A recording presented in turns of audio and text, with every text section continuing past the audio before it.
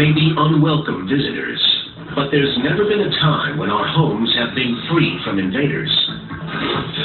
That's not likely to change anytime soon. Our homes are the perfect environment for pests for the same reason that they're the perfect environment for us. They're warm, they're secure, they're safe, and that's where we store our food. Do you have what it takes to survive an infestation? Find out at animalplanet.com/infested.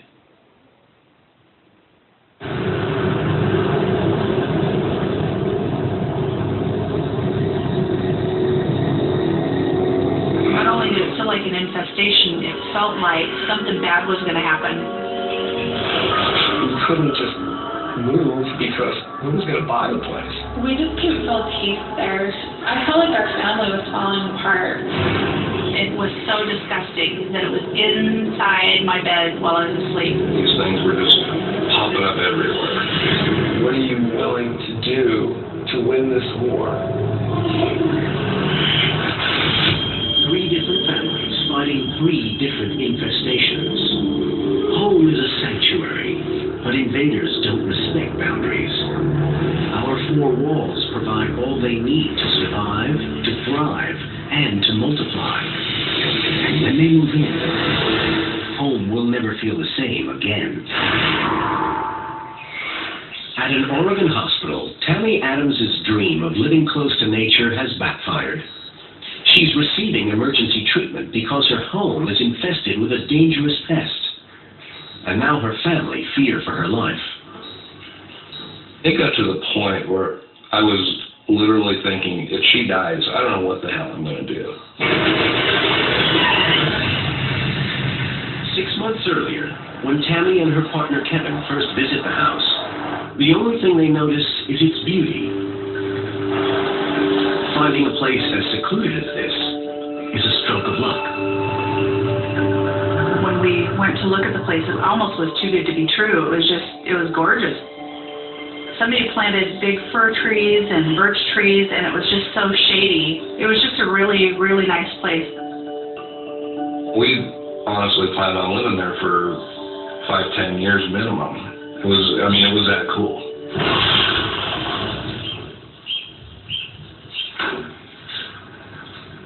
It looked like it'd been empty for quite a while. There was leaves inside the house.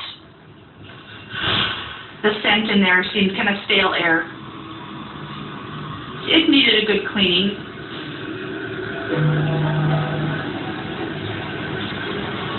And the one thing Tammy and I both noticed was that there's a lot of dead bugs in these windows.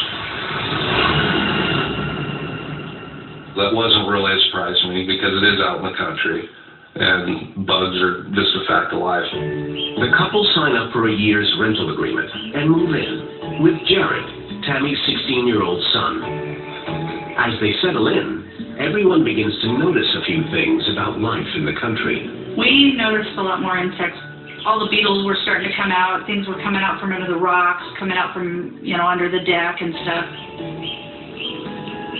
There were certain areas that kept getting webs in them, and they seemed to pop up so quickly. The ones in the windowsills were kind of weird just because they were a funnel-type web.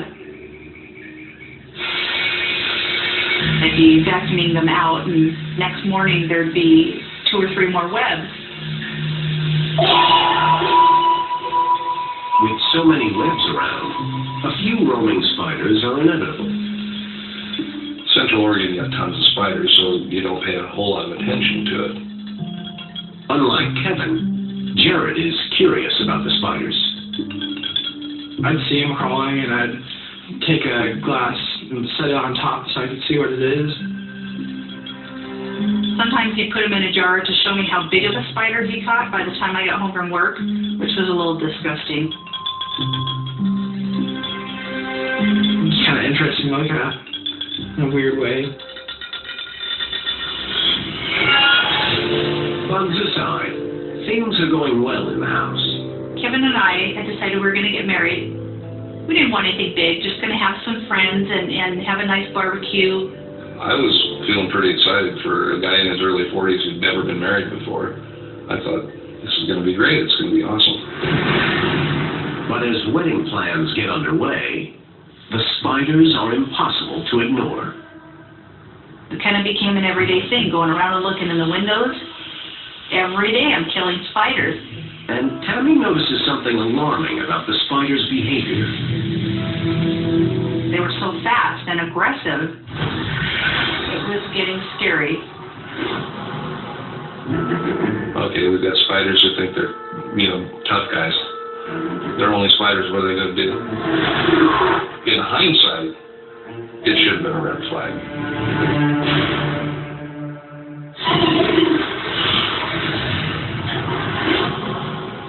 In rural Idaho, a young family have found their dream home. Surrounded by fields and lakes, this remote house is a welcome breath of fresh air for Ben Sessions, wife Amber, and their 2 young boys. We've been living in this apartment, and it was just really tight-fitting, hot.